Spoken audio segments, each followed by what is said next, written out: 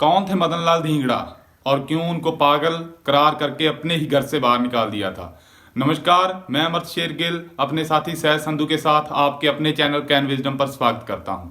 आज हम बात करेंगे बहुत ही बड़े क्रांतिकारी मदन लाल धिंगड़ा के बारे में, जिसको उसी के परिवार ने पागल करार करके घर से बाहर निकाल दिया था। मदन लाल धिंगड़ा का जन्म 18 फरवरी 1883 को अमृतसर पंजाब में हुआ। भारतीय स्वतंत्रता की चिंगारी को अगर आग देने का श्रेय जाता है तो मदन लाल धिंगड़ा को।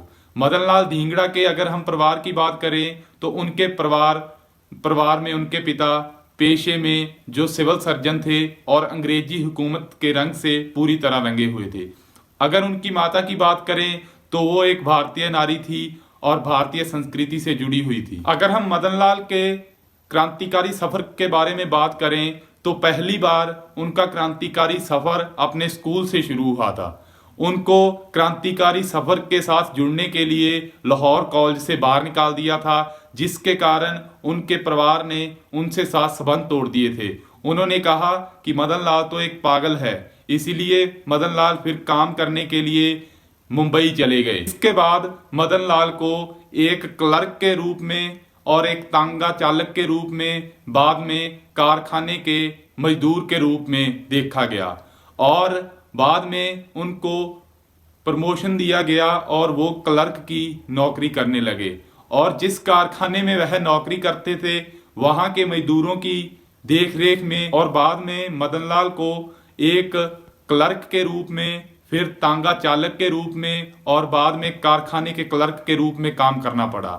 और जिसके बाद उनको वहां से भी काम में से निकाल दिया गया था, क्योंकि उन्होंने कारखाने के मजदूरों को देखकर एक यूनियन बनाने का फैसला किया, जिसके साथ कारखानों वालों ने सोचा कि यह बगावत कर रहा है, जिसके कारण उनको कारखाने से निकाल दिया गया। और बाद में वह अपने भाई की सलाह से उच्च शिक्षा प्रदान करने के लिए लंदन चले गए और वहां जाकर उन्होंने यूनिवर्सिटी कॉलेज ऑफ लंदन में दाखिला लिया। और विदेश में उनका सारा रहन सहन का खर्च उनके भाई और वहां के कुछ राष्ट्रवादी किया करते थे। और लंदन में भारत के प्रख्यात राष्ट्रवादी विनायक श्याम जी सारस्वत और श्याम जी कृष्ण उनके टच में आए और यह दोनों मदन लाल की देशभक्ति से प्रेरित थे, जिसके कारण सारस्वत ने उन्हें अभिनव भारत संस्था का सदस्य बना दिया और मदन लाल ने वहां से ही हथियार चलाने की ट्रेनिंग ली थी। और यह सभी क्रांतिकारी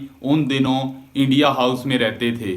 कई लोगों का कहना है कि जब खुदीराम, कन्हैया लाल, सतेंद्र पाल, काशीराम को वहां लंदन की सरकार ने मौत की सजा सुना दी तो धिंगड़ा और सारस्वत इन्हीं की मौत की खबर से प्रेरित हुए थे और इन्होंने सीधा बदला लेने के बारे में सोचा था। और 1 जुलाई 1909 की शाम इंडियन नेशनल एसोसिएशन के एनुअल फंक्शन पर कई भारतीय और अंग्रेज भाग लेने के लिए इकट्ठे हुए और जैसे ही भारतीय सचिव राजनीतिक सलाहकार विलियम हट अपनी पत्नी के साथ हॉल में दाखिल हुए तो तभी धिंगड़े द्वारा 5 गोलियां उनके माथे में दाग दी गई और जिनमें 4 गोलियां सही लगी थी और 1 गोली मिस हो गई। बाद में धिंगड़े द्वारा अपने आप को मारने की कोशिश की गई पर वह नाकाम हो गए और उसके उपरांत ही वहां की पुलिस ने उन्हें गिरफ्तार कर दिया गया। 23 जुलाई 1909 को धिंगड़ा मामले की सुनवाई की गई और पूरावेली अदालत में उन्हें मौत की सजा सुना दी गई। 17 अगस्त 1909 को लंदन की पेट जेल में उनको फांसी लगा दी गई और उन्हें मृत घोषित कर दिया गया। और शहीद मदन लाल मर कर भी भारतीय लोगों के लिए अमर हो गए। अगर आपको हमारे द्वारा बनाई गई वीडियो अच्छी लगी हो तो इसे शेयर जरूर कर दें और हमारे चैनल को सब्सक्राइब भी कर लें।